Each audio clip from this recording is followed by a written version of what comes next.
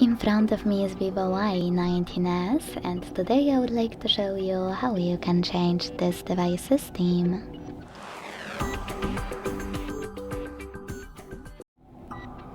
Begin by finding and opening Themes app. Now tap on any theme you want from trending or category section at the bottom by clicking on the search bar and typing in whatever you want to, or by swiping down over here in Themes section.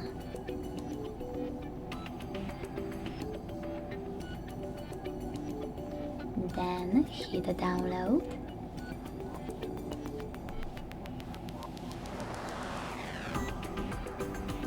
Tap on apply and wait. As you can see, after a couple of seconds, theme of my device has changed.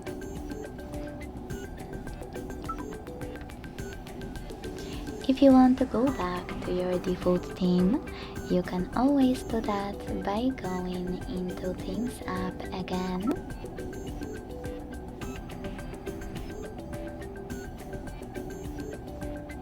And selecting local at the bottom right corner.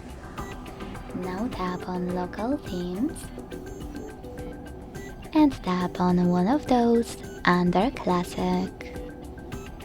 Hit apply and wait.